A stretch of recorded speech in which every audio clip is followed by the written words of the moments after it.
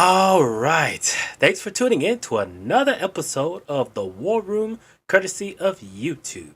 I am your host, Admiral Sigma Jones. My co host, Mr. Logic's Finest, is not here at the moment, but he could be joining anytime soon. First and foremost, just want to give a shout out to our subscribers. Thanks for listening in. Thanks for tuning in. We truly appreciate the love and support. Hope you all are doing well today or this evening, depending on where you are in the world. So, right now, we have a rare type of we have a rare type of stream. We usually kind of do this nighttime here in the USA, but because we have a busy schedule going on the following week, these upcoming weeks and all, figure we do like a rare Saturday day type of stream here in the US.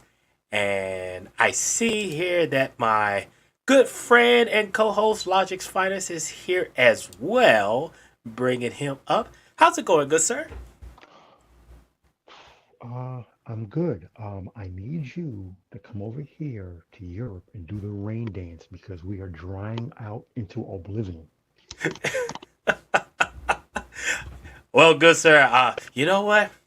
I have to figure out what the rain dance is, but now that I know that I got a little bit of Native American blood, Comanche blood, I think I could help that out here.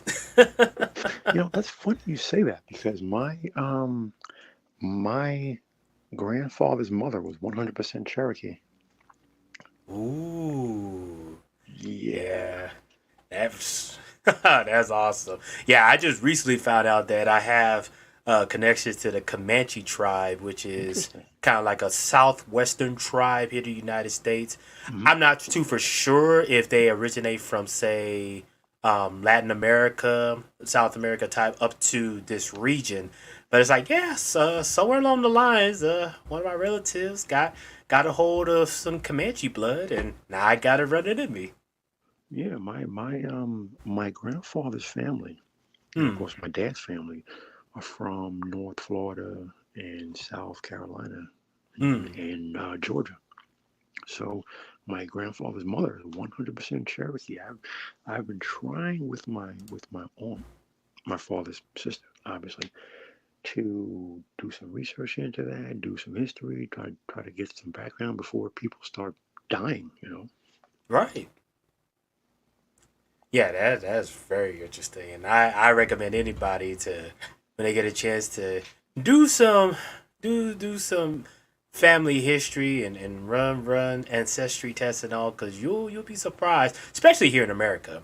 It's one thing if you're in a well established country like Germany, where it's much easier to narrow down one's bloodline in regards of regions and all, but America being a mixing pot, you be surprised what you find in your DNA once you do the test. Because myself, when I did it 2 years ago, I was greatly surprised of where my lineage could be traced in Europe and Asia, in the Pacific Islands and all. It's interesting. Yeah, it's funny that you say that because on on my mom's side, we trace back the history because um both of my mother's parents, both of my grandparents, they were mixed. My grandfather was mixed, and my great grandmother was also mixed. Both parents were born and raised in Holland, so Mm. did did the research and traced back actual names back to Germany. So it's in my blood. Nice, nice. Well, definitely for sure. As I told you before, behind the scenes and even on some of the streams, now that I know that I have German blood, it's all my main one of my main trips in Europe. Eventually, once I do that, not only in regards of the historical references of Germany, especially as far as World War II, but then also like, hey, I got German blood, so let me find out more about my ancestry there. Yeah, absolutely. Because for me, once you know where you come from, it it changes your worldview and it develops your worldview and it takes you out of that myopic lens and it removes you from that box because that box limits your thinking, it limits your views, and it can also lead to different experiences. So that's what was handed down to me as far as my background and my upbringing, and it's why I raised my daughter the way that I did. So she has a worldview and she has a world experience, which is why when it comes to a certain demographic, you know, I can't identify or relate to literally anything that they say because I never lived it, I never experienced it, and I was only raised with a worldview, so I can see everything from multiple different viewpoints. Exactly. And speaking of worldview, so this stream is the second episode of Russia in the 1920s. And on the last episode, we kind of delve into some of like the major events that's going on in Russia. Um, Not too long, they're coming right after a civil war that actually started right in the middle of World War I, and it was one of the reasons why Russia had to pull out of the First World War because of the civil unrest The and Bolshevik how. Revolution, I'm assuming you're referring to. Right, right. Oh, okay. And so because of that is where we are now at the birthplace or the setting of Soviet Union. And so we just finished up talking about um, some of the cultural aspects of what was going on. We even talked about there was an article that talked about the year 1922 when there was a lot that was going on in that year for Russia. They still had some ongoing battles between the Red Army, which is the Bolsheviks, versus the White Army, which was anti-Bolsheviks, the elites and everything. They had a great famine that was going on that was causing a lot of people to die of starvation. And then they did something that intriguingly gave them legitimacy on the world stage. And that is they signed the Treaty of Raballo with the Weimar Republic. And that treaty is kind of, I guess you say, a stepping stone to what will help build kind of like a friendly rivalry between Germany and Russia leading up to World War II. So I have questions. So Hmm. my question, well, you know what? As I think about it, I answered my own question. What led to the stance of Germany during the Second War? And I know the answer, Hitler. So that answers my question right there. Yes, sir, indeed. So today's episode, we're actually going to go to our one of our well-known websites, the Spartacus Educational, and we're actually going to look at some topics that talks about Russia during the 1920s. And so I figured this would be a good opportunity to hit up on the stats and everything, talk about a little bit of the political system, some of the policies that were going on behind the scenes between Stalin and Vladimir Lenin. What were some of the atrocities that was going on during this time? So Spartacus Educational actually grabs a good portion of these to kind of wrap up what was going on in the Soviet Union between this time frame. And so, without further ado, let's get started. Execute.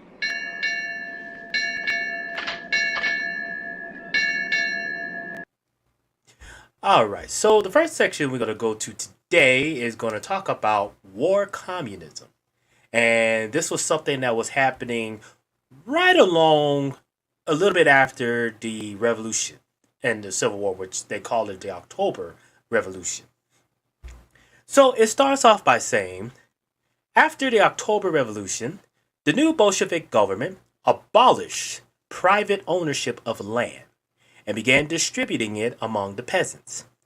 Banks and large companies such as the Potolov Metalworks were nationalized, and workers' control of factory production was introduced. During the Civil War, the government decided to introduce what became known as war communism. All companies were now nationalized, and the government now decided what should be produced. The government also had the power to force men and women to work in certain industries.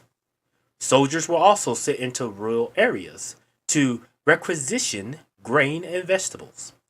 The peasants responded to this by cutting down the sown land.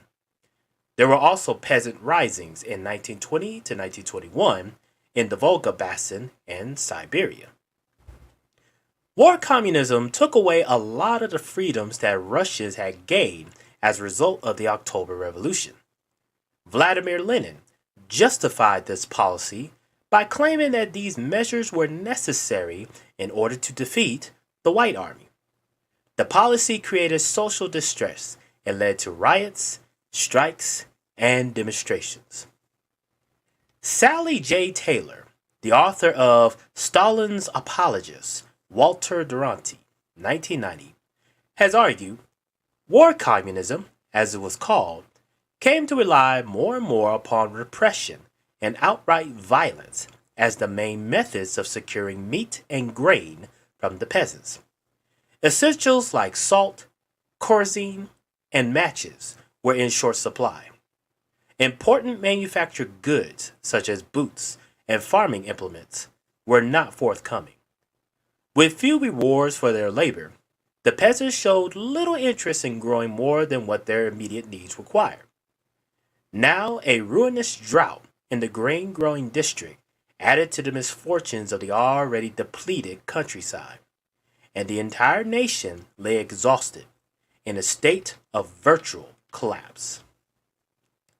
The Kronstadt uprising reinforced the idea that the government was unpopular, and in March of 1921, Vladimir Lenin announced details of his new economic policy. Farmers were now allowed to sell food on the open market and could now employ people to work for them. Those farmers who expanded the size of their farms became known as kulaks. The NEP also allowed some freedom of internal trade, permitted some private commerce, and reestablished state banks. Factories employing less than 20 people were denationalized and could be claimed back by former owners. The NEP did improve the efficiency and food distribution and especially benefited the peasants. So, as we see here in that article, it really talks about how pretty much right after the Revolutionary War in Russia, Vladimir Lenin and the Bolsheviks decided, okay, we are going to take control of everything: land, banks, factories, all of that will be controlled by us, and we will determine what they will produce and not produce. And as we saw in the article, it gave away, it took pretty much took away freedom away from peasants. You couldn't own land. If you did have a house and everything, that was under the control of the government. And so what we were witnessing is really the setup of the eventual Communist Party that's going to take over. But, good sir, what's your thoughts?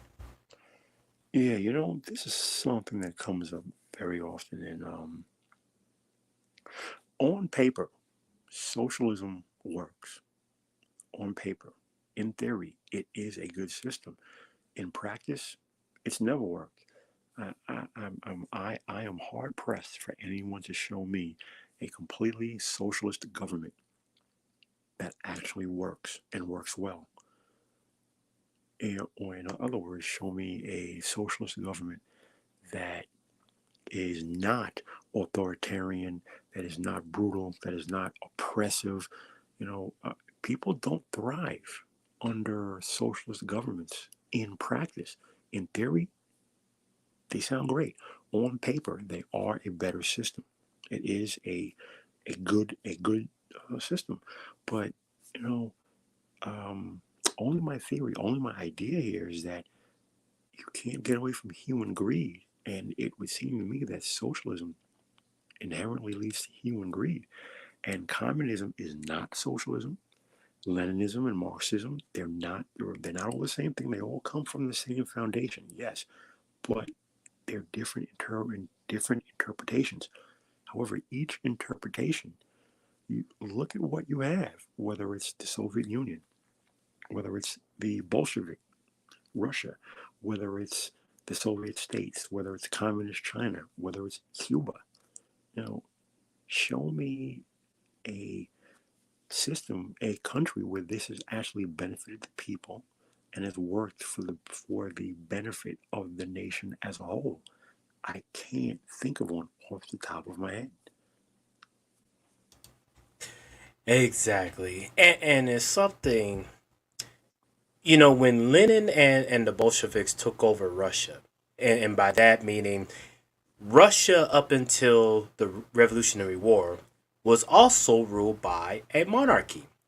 And not surprisingly, the monarchy family were also related to the monarchs of Germany and the United Kingdom. And so when the Red Army and the Bolsheviks pretty much dethroned them and took over Russia and announced that Russia was going to be a socialist state, they had good intentions, like you said, on paper, where everybody is going to get equality, everybody was going to get equity, and we're going to make sure that nobody is as feeling left out. But what they don't mention, and the previous article kind of hinted at it, later on, as conditions in Russia got worse, both for the peasants and for the economy, Vladimir Lenin, when he came up with the new economic policy, he actually admitted that in order for this nation to continue forward in the future, excuse me, it has to implement some form of capitalism. And I find it funny that not many people talk about that. Where Lenin confessed that, yeah, trying to run the state in a pure socialist standpoint really doesn't work. I mean, if we want to have a thriving economy, we got to implement some form of capitalism. You know, the funny thing about that is this, right? So there's several things with that. First off and foremost, just gonna lightly touch on this. I understand everyone engages in the conversation of capitalism versus socialism. The thing is this, maybe it's my background, maybe it's my economic background. You cannot directly compare socialism to capitalism. Hmm. Capitalism is an economic system. Socialism is a system of government. It's a governmental system. It is a type of government. So you Mm-hmm. cannot compare a type of government, which is socialism, to a system of economics, which is capitalism. Because we have nations on this planet right now that are heavily, that are mostly socialist, but their system of economics and finance is capitalism. So you're comparing Mm-hmm. apples and oranges when you compare the two. With that said, and I'm going to circle back around to that, um, I'm of the personal opinion that when you look at the idea of socialism and Marxism and Leninism and communism, and the part of the core tenets are that everyone's the same and everyone's equal and we're all going to have the same and we're all going to produce the same and no one's going to be unhappy and no one's going to have more than anyone else. The problem with that is we are not all the same and we are not Mm-hmm. all equal. Some of us are faster and stronger than others. Some of us are more attractive than others. Some of us are smarter and more intelligent than others. Some of us produce more and are more creative than others. And it's not that anything is bad or good, but that is the human condition.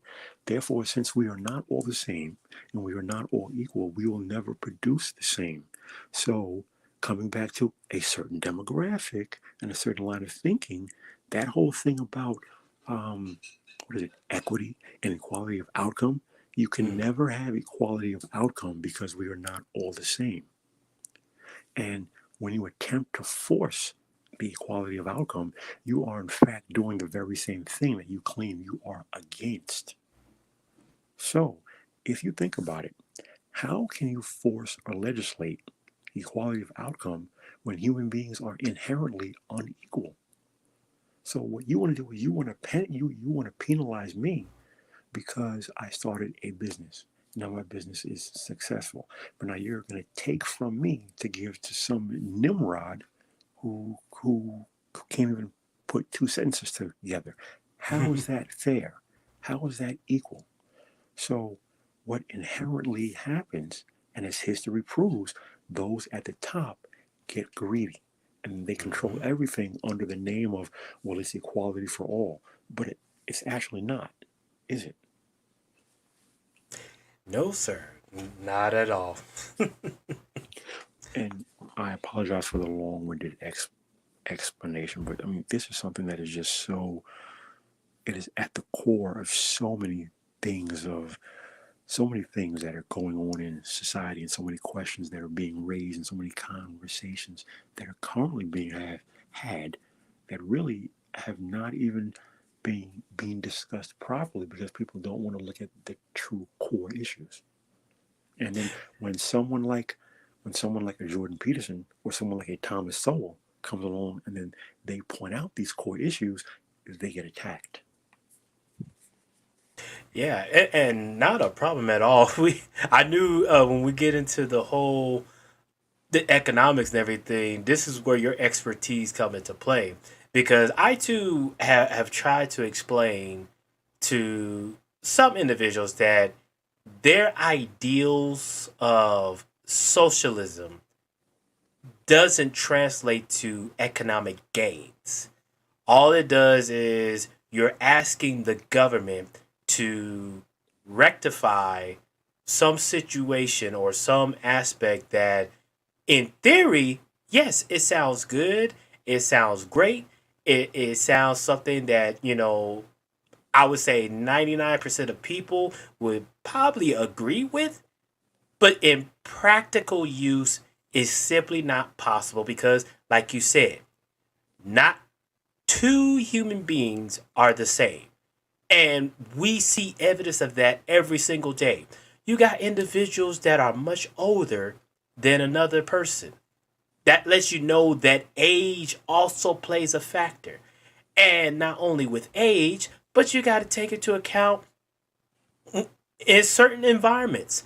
Some people are just adapted to those environments compared to others.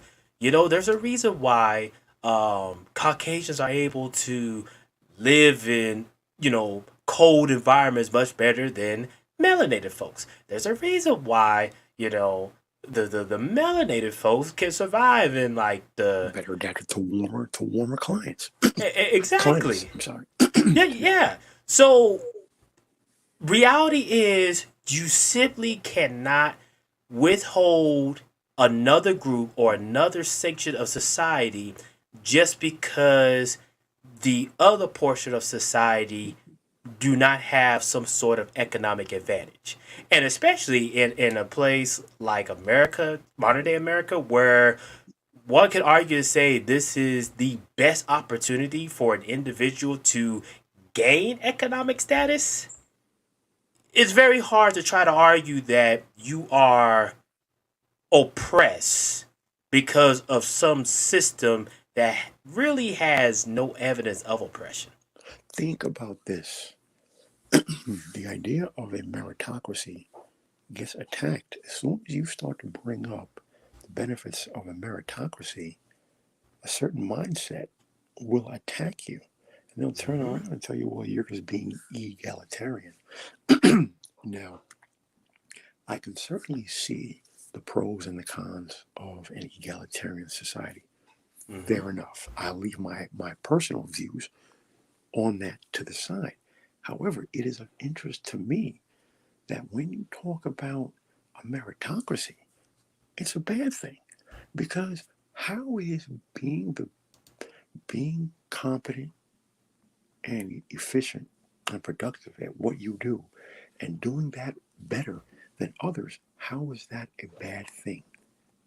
As if being recognized or rewarded for your superior performance at any given task, commensurate to your performance, how is that a bad thing? Because it goes against that thinking that we're all the same, of equity. There can never be equity of outcome. What you should strive for is equality of opportunity. That should be the goal, equality of opportunity, because you will never ever achieve equality of outcome. Exactly. And so, this next article, we're actually going to talk a little bit about the Communist Party and kind of like how they got started into the Soviet Union. So, it says in 1917, the Social Democratic Workers' Party, the Bolsheviks, had 200,000 members. The following year, Vladimir Lenin persuaded members to change the name of the organization to the Communist Party of the Soviet Union, nicknamed CPSU. Traditionally, the party Congress elected a 27-member Central Committee every year. Lenin decided this was too large to determine policy, and in 1919, the party created the Politburo. This was made up of 5 members, increased to 9 in 1925 and then 10 in 1930. Its first members were Vladimir Lenin, Leon Trotsky, Joseph Stalin, Lev Kamenev, and Nikolai Kristinsky. There were over 700,000 members of the CPSU in 1921. At first, the Politburo allowed free and open debate at party meetings. However, as a result of the Civil War, this policy changed. At the Party Congress in 1921, all factions, such as the workers' opposition, were banned. The following year, all political parties that were not of the CPSU were closed down.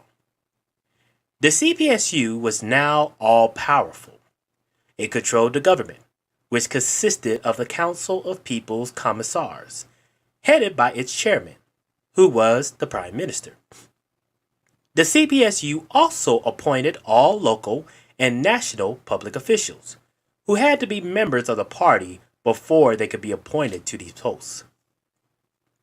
Gradually, power passed from the Politburo to the General Secretary, who controlled the appointment of the party members to key jobs throughout the country.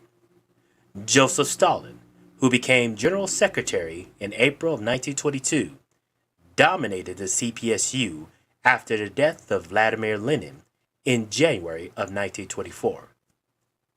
Now, the next paragraph talks about the purges that Joseph Stalin did, but these purges actually did not get started until the 1930s. So we'll hold off on that. But, good sir, what's your thoughts at the moment of how the Communist Party got started and its eventual takeover of all of Soviet Union? It's funny enough, as we have talked about since we first started these war room streams, is how all of the key players of World War II and World War One, how they mirror each other. And what you're seeing here is except for the actual beginning of each party, you're seeing a mirror of the Nazi Party and the Communist Party. So, circa, say, 1932, when the Nazis won the election, the national election, and Hitler became chancellor. From going on forward, what you have is a mirror of what happened with the Communist Party. Centralization of power, shutting down any and all dissent, any and all open debate. Everything is controlled. Anything that is not directly sanctioned by the government is verboten and will not be allowed to happen. So again, this brings me back to why, on paper, It sounds good, but in practice, it's never worked because greed and power. Because men are men, and as they always say, power corrupts, and absolute power corrupts absolutely. Exactly. And I'm glad you mentioned about, the Nazis coming to power in 1932. Here's what I find interesting. So, I hear of people talking about how the Nazi party, when they got into power and they essentially started to take all rights away from certain demographics, certain people. Um, all of the political system were now being either converged to the Nazi Party or they were completely shut down. There was no freedom of speech and whatnot. And yes, that is a historical fact, but you do realize there was a system that started well before the Nazi Party, and in fact, the Nazi Party got some of their ideas of shutting down political systems from this very country, and that was the Soviet Union.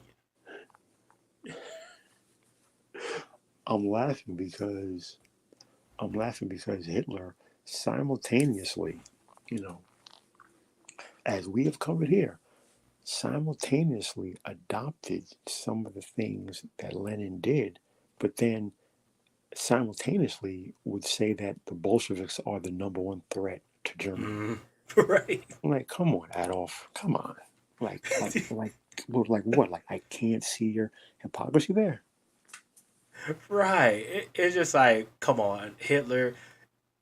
The very system you try to implement in Germany, the Soviet Union was already at least a decade ahead.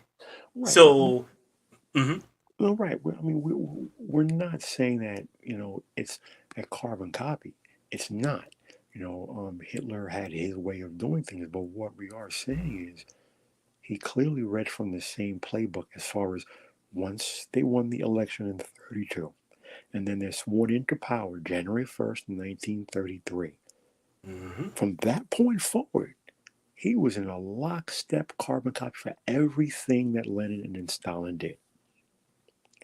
And everything was not immediate. It was over time. See, that's the thing, right? So yep, you can't you can't tell people you can't think or openly speak against the government. They're never going to go for it. But if you gradually do one small step, one small step, and one small step, then you wake up and it's 5 years later and you're like, oh, wow, how did this happen? right, right. And so, to me, I just find it funny when, you know, people will talk so much about the Nazi Party and everything and what all they were doing, but I mean, let's just call it what it is.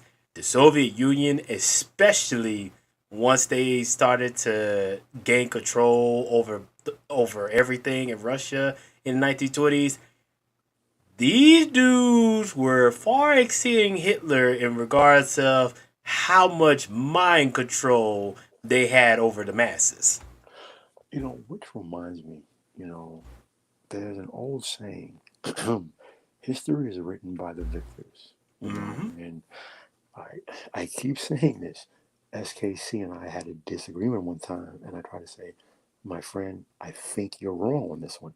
What I'm saying is that there's no denying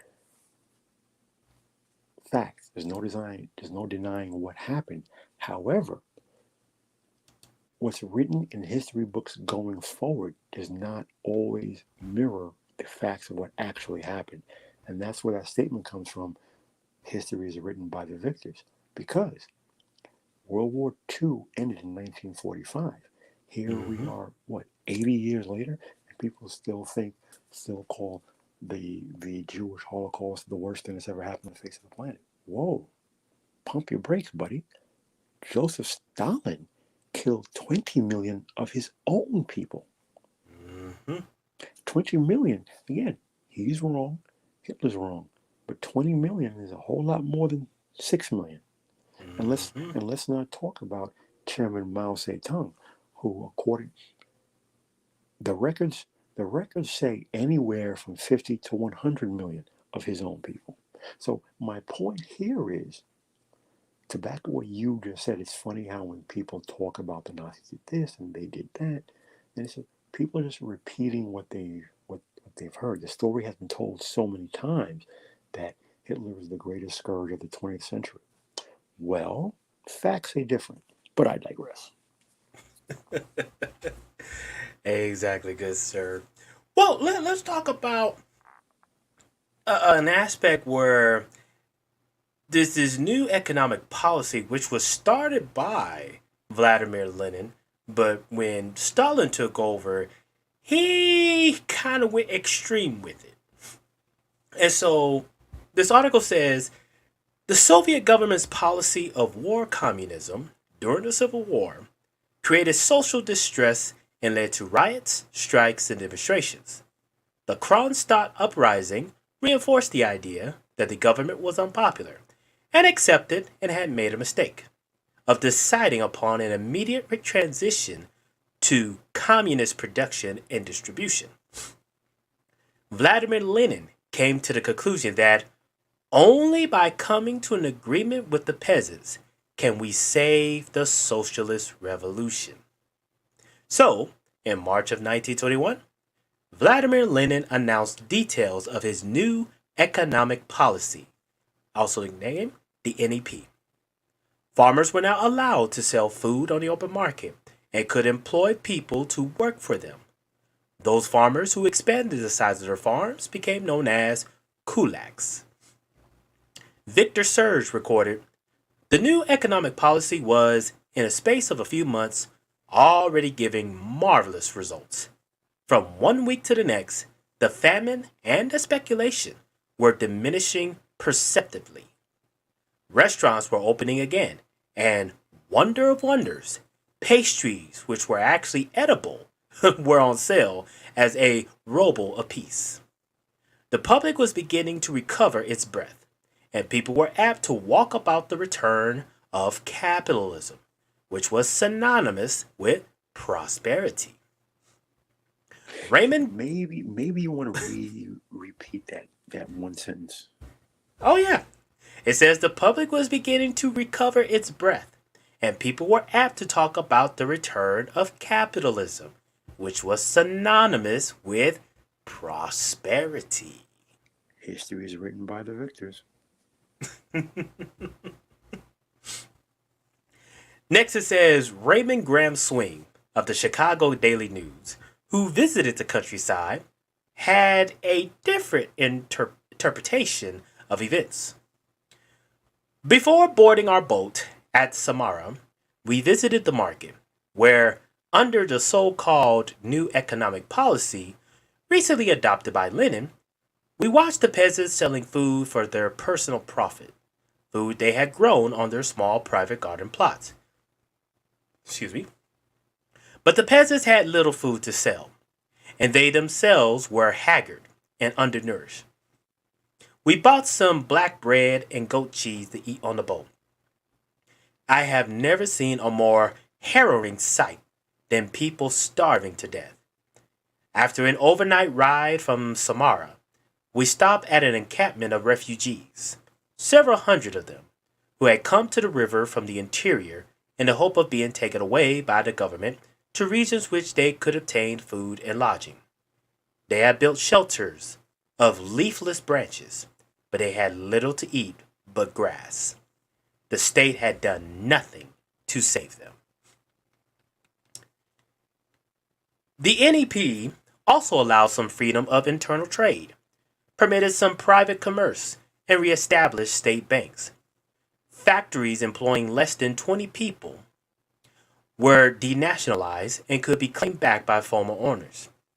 Eugene Lyons, the author of Assignment in Utopia, 1937, has pointed out,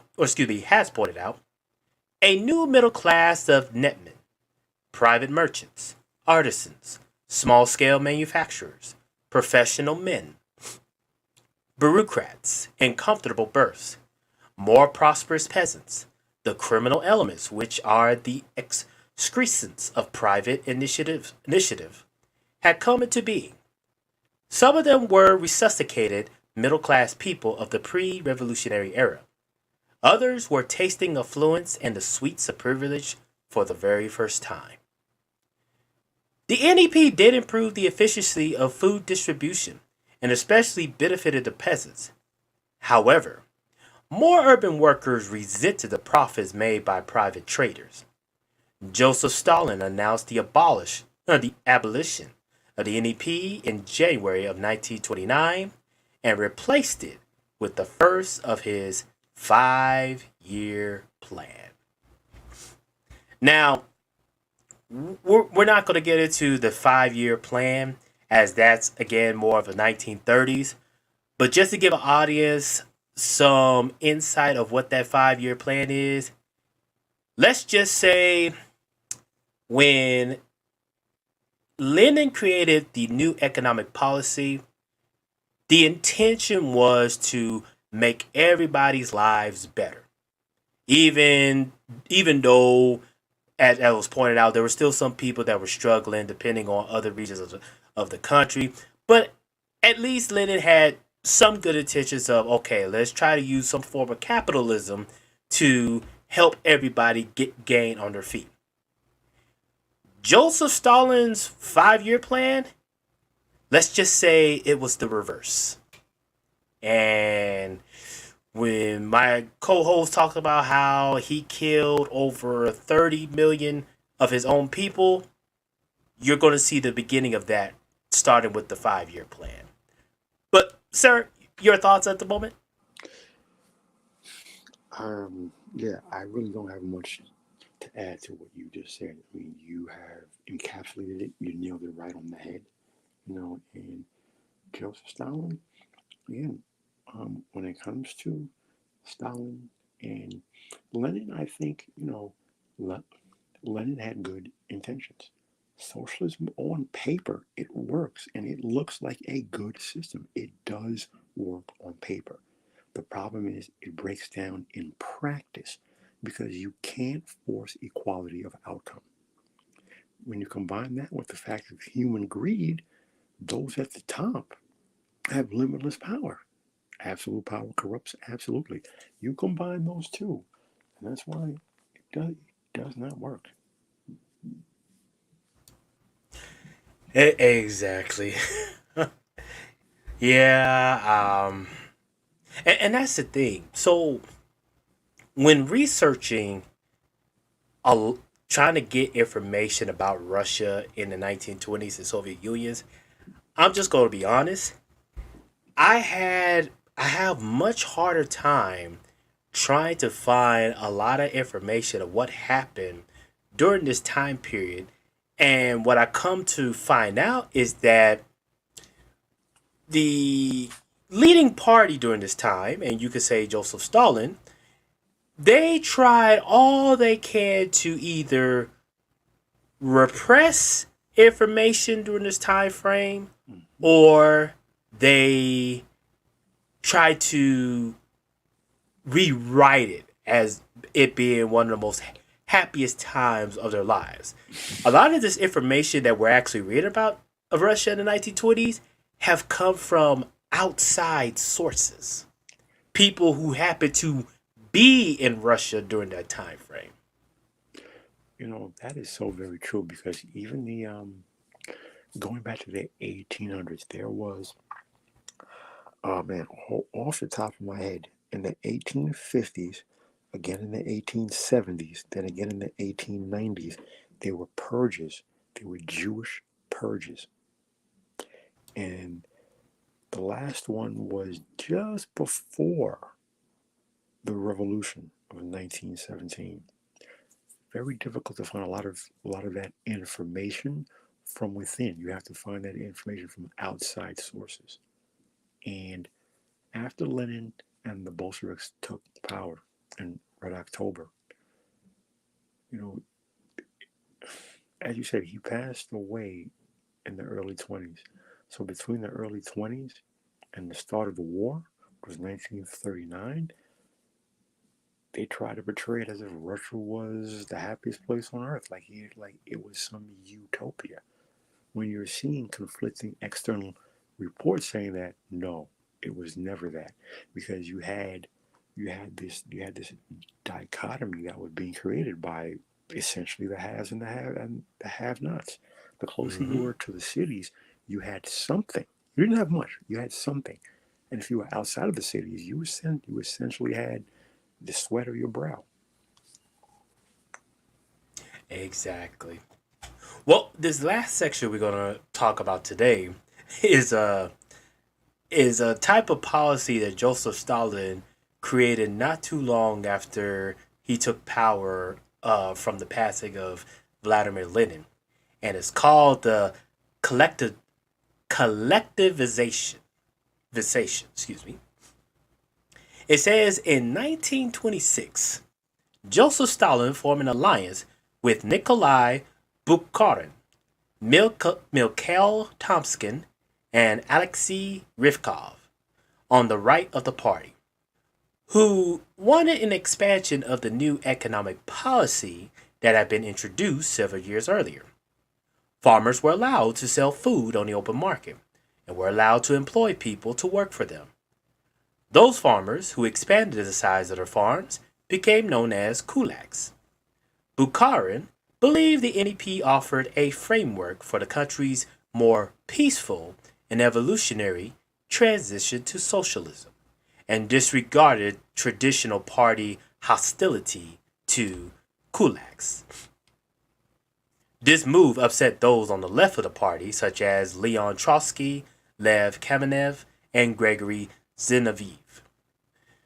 According to Robert Service, the author of Stalin, a Biography, 2004, Stalin and Bukharin rejected Trotsky and the left opposition as doctri- doctrinaires, who by their actions would bring the USSR to perdition. Zinoviev and Kamenev felt uncomfortable with so drastic a turn towards the market economy.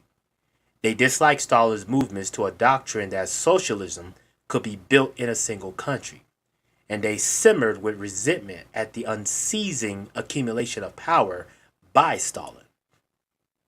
Kamenev and Zinoviev denounced the pro Kulak policy, arguing that the stronger the big farmers grew, the easier it would be for them to withhold food from the urban population and to obtain more and more concessions from the government. Eventually, they might be in a position to overthrow communism and the restoration of capitalism. Before the Russian Revolution, there had been about 16 million farms in the country. Now it had 25 million, some of which were very large and owned by the kulaks.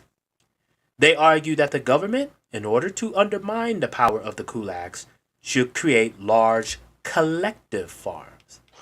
I just want to say one thing, if I could interrupt you, Yeah. because it seems to me, and maybe I'm wrong, the problem isn't so much as stated. The problem was communism versus the restoration of capitalism. The problem was these individuals wanted power for themselves, Hmm. and capitalism eventually leads to people expressing more of a voice for their own self determination and agency because they've gained wealth through the proper execution of business. And ultimately, I think that's really been the core root cause of all of this division over all of these decades: human greed. Hmm. I agree, and that's why stuff like this, reading history, I'm of the belief that when you look at a lot of these parties and political systems and how they got themselves into position of power, the thing I've noticed a pattern, and definitely you can voice your opinion if you have seen this as well or not based on your research. What I've noticed is when it comes down to gaining power, people are a lot more left leaning. But Mm, then, once they gain that power, in order to maintain it, they start to be more right leaning. Bingo. Bingo. That's why I always, that's why you've always heard me say that, you know, every government throughout history has been the same. Their primary goal is not the well-being of the people. Their primary goal is maintaining power. Hmm. They want to stay in power. You can go all the way back to the pyramids, the pharaohs, the dynasties, you know, across this entire planet. The number one primary goal of every government in reality is maintaining power, is keeping themselves in power, whether that be a throne or a White House or a number 10 Downing Street or a Reichstag or whatever, anywhere. They want to maintain power. And they will do anything and everything, including murdering their own citizens to maintain power, to stay in power. And it is that realization, that thought, that scares people to the core so much that creates the cognitive dissonance. It creates all kind of political discussions because they refuse to accept one simple truth. The first primary goal, not responsibility, but the first primary goal of any government is they want to maintain power. And they will literally kill their own citizens to stay in power. And if you don't think so, you have not been paying attention to history. Exactly, good sir. That that's just something to where, and like you said, it's a pattern that is repeated time after time. You could go in anywhere in history, anywhere from the dawn of civilization up until this point, and you can clearly see a pattern where a person or a group is trying to gain power. So they start off left leaning, as far as freedom, as far as, you know, freedom for all, Mm-hmm. equity, equality, and everything. But then as soon as that person or group gain power or gain that position they are looking for, now in order to maintain it and to keep it, Mm-hmm. now they start to lean more right wing. Okay, we got to get rid of some oppositions. Some people that we have utilized up to this point, they're no longer useful for us. We got to get rid of them. We got to make some economic changes to how we run things. And again, it's like, I just find it funny when people, it's like, I've never seen something like this. How could he be so left leaning and everything, but then all of a sudden he's now right wing, and it's like, dude, this is a pattern that is old as time itself. Literally, literally, you just haven't you have not been paying attention, and it's the same playbook. Once they get in power, immediately consolidate military power. Whatever Mm-hmm. they didn't have, get the rest of it. Then, whatever form of media, whether it be word of mouth, whether it be print, whether it be television, now we have social media and satellites, gain control of that. Then gain control of the economics and the finance, gain control of the trade. They start locking everything down. Dissent. Oh, well, yeah, we're still all about free speech, but so and so was talking bad about your government. We are still your government, right? And we are all on the same page, right? This guy's not on our same page. He hates your freedoms. He hates your troops. So we have to silence him. What do you think, that was new when when the alt right and George Bush started saying that 22 years ago? No, that's that's thousands of years old. Oh yeah. Oh yeah. Well, next is it talks about Bukharin and the kulaks. It says Stalin tried to give the impression he was an advocate of the middle course. In reality, he was supporting those on the right. Let me read that one more again. Stalin tried to give the impression he was an advocate of the middle course. In reality, he was supporting those on the right. Let that sink in while I read more. In October of 1925, the leaders of the left in the Communist Party submitted to the Central Committee a memorandum in which they asked for a free debate on all controversial issues. This was signed by Gregory Zinoviev, Lev Kamenev, Gregory Sokolinkiv, the Commissar of Finance, and Nadezhda Krupskaya, the widow of Lenin. Stalin rejected this idea and continued to have complete control over government policy. On the advice of Nikolai Bukharin, all restrictions upon the leasing of land, the hiring of labor, and the accumulation of capital were removed. Bukharin's theory was that the small farmers only produce enough food to feed themselves. The large farmers, on the other hand, were able to provide a surplus that could be used to feed the factory workers in the towns. To motivate the kulaks to do this, they had to be given incentives, or what Bukharin called the ability to enrich themselves. The tax system was changed in order to help kulaks buy out smaller farms. In an article in Pravda, Bukharin wrote, "Enrich yourselves, develop your holdings, and don't worry that they may be taken away from you." At the 14th Congress of the Communist Party in December of 1925, Gregory Zinoviev spoke up for others on the left when he declared, "There exists within the party a most dangerous right deviation. It lies in the underestimation of the danger from the kulak, the rural capitalists. The kulak, uniting within the urban capitalists, the NEP men, and the bourgeois intelligentsia, will devour the party and the revolution." However, when the vote was taken, Stalin's policy was accepted by a vote of 559 to 65. Now we get to the interesting part. Expulsion of the left. In September of 1926, Stalin threatened the expulsion of Yuri Pyatkov, Leon Trotsky, Gregory Zinoviev, Lev Kamenev, Mikhail Lashevich, and Gregory Sokolinkov.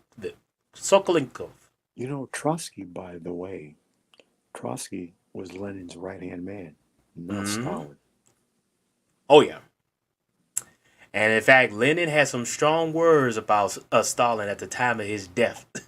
Yeah, he literally said, and recorded as saying, he did not want Stalin to take control of the party. Yep. So next it says, on the 4th of October, these men signed a statement admitting that they were guilty of offenses against the statutes of the party and pledged themselves to disband their party within the party. They also disavowed the extremists in their ranks, who were led by Alexander Shalenikov. However, having admitted that their offenses against the rules of discipline, they restated with dignified firmness their political criticism of Stalin and Bukharin. Stalin appointed his old friend, Gregory Ordzhonikidze, to the presidency of the Central Control Commission in November of 1926, where he was given responsibility for expelling the left opposition from the Communist Party. Ordzhonikidze was awarded by being appointed to the Politburo in 1926. He developed a reputation for having a terrible temper. His daughter said that he, quote, often goes so heated that he slapped his comrades, but the eruption soon passed, unquote. His wife Zina argued he would give his life for one he loved and shoot the one he hated. However, others said he had great charm, and Maria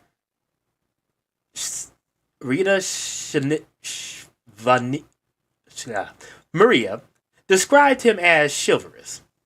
The son of Lavrenti Beria commented that his kind eyes, gray hair, and big mustache gave him the look of an old Georgian prince. Stalin gradually expelled his opponents from the Politburo, including Trotsky, Zinoviev, and Lashevich. In the spring of 1927, Trotsky drew up a proposed program signed by 83 oppositionists.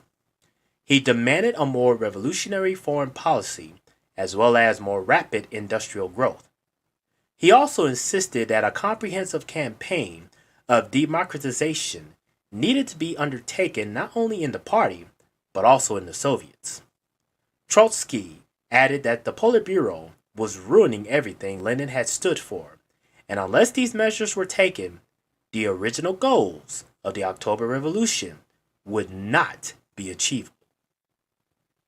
Stalin and Bukharin led the counterattacks through the summer of 1927. At the plenum of the Central Committee in October, Stalin pointed out that Trotsky was originally a Menshevik.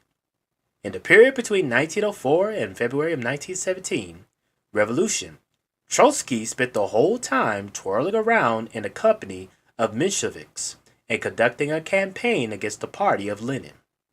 Over that period, Trotsky sustained a whole series of defeats at the hands of Lenin's party. Stalin added that previously he had rejected calls for the expulsion of people like Trotsky and Zinoviev from the Central Committee. Perhaps I overdid the kindness and made a mistake.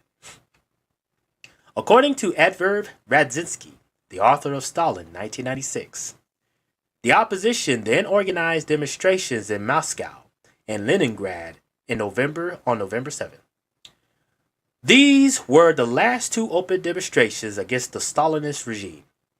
The GPU, of course, knew about them in advance, but allowed them to take place. In Lenin's party, submitting party differences to the judgment of the crowd was considered the greatest of crimes.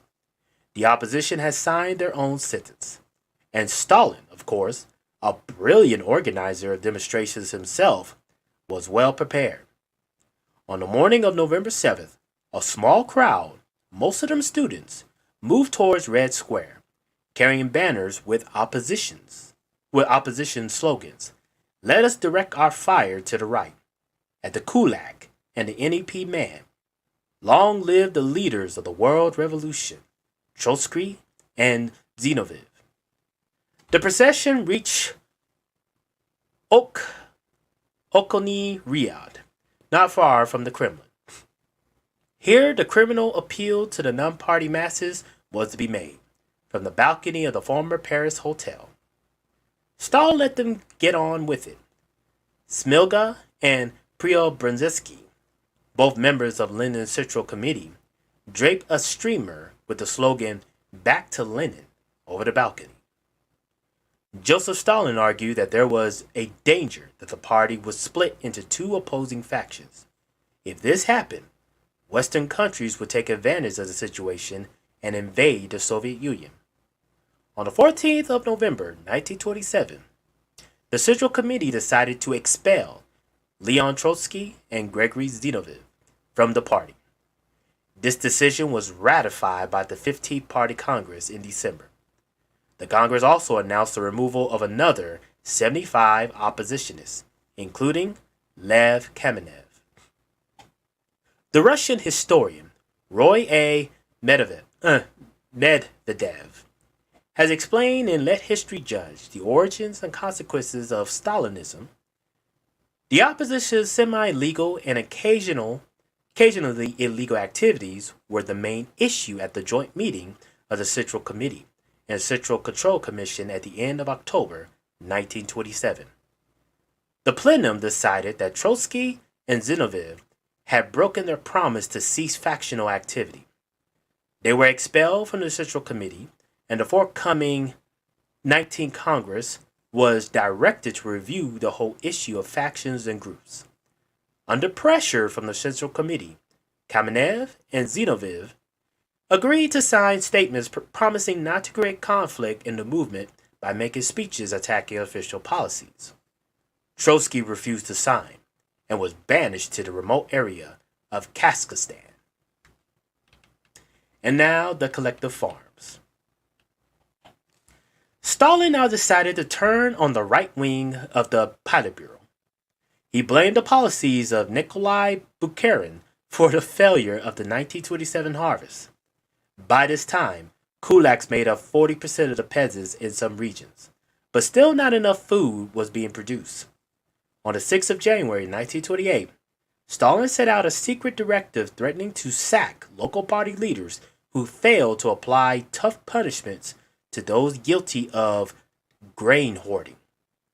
By the end of the year, it was revealed that food production had been 2 million tons below that needed to feed the population of the Soviet Union. During the winter, Stalin began attacking kulaks for not supplying enough food for industrial workers. He also advocated the settling of collective farms. The proposal involved small farmers joining forces to form large-scale units. In this way, it was argued, they would be in a position to afford the latest machinery. Stalin believed this policy would lead to increased production. However, the peasants liked farming their own land and were reluctant to form themselves into state collectives. Stalin was furious with the peasants, that the peasants were putting their own welfare before that of the Soviet Union. Local communist officials were given instructions to confiscate kulaks' property. This land was then used to form new collective farms. There were two types of collective farms introduced. The sovkhozs, land was owned by the state, and the workers were hired like industrial workers, and the kolkhozs, small farms where the land was rented from the state, but with an agreement to deliver a fixed quota of the harvest to the government. He appointed Molotov to carry out the operation. Ivar Smilga and Karl Radek gave support to Stalin's policy of collectivization in 1929. A Roy A. Medvedev pointed out, Stalin produced a split amongst the Trotskyists in the spring of 1929, when some of them, Smilga and Radek, for example, decided to support Stalin on the grounds that he was adopting their program of an offensive against the kulaks and a swift rate of industrialization. Trotsky himself strongly opposed Stalin's new policies, declaring that they had nothing in common with the earlier proposals of his own group. In December of 1929, Stalin made a speech at the Communist Party Congress. He attacked the kulaks for not joining the collective farms. Can we advance our socialized industry at an accelerated rate while we have such an agricultural basis as small peasant economy, which is incapable of expanded reproduction, and which, in addition, is the predominant force in our national economy? No, we cannot. Can Soviet power and the work of socialist construction rest for any length of time on two different foundations, on the most large-scale and concentrated socialist industry, and the most disunited and backward small commodity peasant economy? No, they cannot. Sooner or later, this will be bound to end in the complete collapse of the whole national economy. What then is the way out? The way out lies in making agricultural large scale, in making it capable of accumulation, of expanded reproduction, and in thus transforming the agricultural basis of the national economy. Stalin then went on to define kulaks as any peasant who does not sell all his grain to the state. Those peasants who were unwilling to join collective farms must be annihilated as a class, as the historian Yves Delbars pointed out. Of course, to annihilate them as a social class did not mean the physical extinction of the kulaks, but the local authorities had no time to draw the distinction. Moreover, Stalin had issued stringent orders through the Agricultural Commission of the Central Committee. He asked for prompt results. Those who failed to produce them will be treated as saboteurs. Local communist officials were given instructions to confiscate Kulak property. This land would then be used to farm new collective farms. The kulaks themselves were not allowed to join these collectives as it was feared that they would attempt to undermine the success of the scheme. An estimated 5 million were deported to Central Asia or to the timber regions of Siberia, where they were used as forced labor. Of these, approximately 25% perished by the time they reached their destination. According to the historian Sally J. Taylor, many of those exiled died, either along the way or in the makeshift camps that they were dumped in, with inadequate food, clothing, and housing. For those who are bad at math, my math isn't the greatest. That's approximately what 1.5 million died just in the journey. Yes, sir. Let that sink in. And that actually helped us to pause here because as we get into more of what happens during this collectivization, it goes into the 1930s, and we will definitely save that once we go into Russia in the 1930s. But that was definitely a mouthful. And if I could really summarize that whole section, we've already talked about it, but I will definitely reiterate it here. Here it is. You had Lenin, who essentially used a little bit of form of capitalism to try to make some sort of economic gain. He still believed, left leaning and everything, but he did realize that he has to use some form of right leaning strategies in order to boost the economy. Stalin said, screw that, we're going to go all right. And the system that you set up for the new economic policy with the kulaks, I'm now going to take that over. And you guys are either going to do as I say, or we're just going to kill you off in some form or fashion. Yeah, it just comes right back to what I was saying earlier that on paper, socialism does work. It does work on paper. That's not even really debatable. In practice, it never works. It never has, and it probably never will. And we see the greed. We see that the people on top always move to consolidate power, and those close to the top, they get whatever riches and power that they can get, while the majority of the population they suffer. Yeah. Yeah, so that's definitely what I wanted to hit up in this particular stream is to talk about, the political system, the economic system, some of the cultural aspects that was brought on for the last stream, and just a little preview of what we were going to see from Joseph Stalin. At this point, what we just read in 1926, he's already in power. But we did see some instances where when Vladimir Lenin was in power, you know, Russia was going in this direction. But as soon as Joseph Stalin took over, it went in a completely different direction. And so this is what this particular stream we wanted to help point out to kind of show, at the time of the Weimar Republic, what they had going on and what they were trying to establish in their new democratic society. Soviet Union, it literally, you could say, within a decade, started off left leaning, cut in half, now it started to go to the right. And so that's definitely what we were trying to point out. But good sir, your final thoughts on this? Yeah,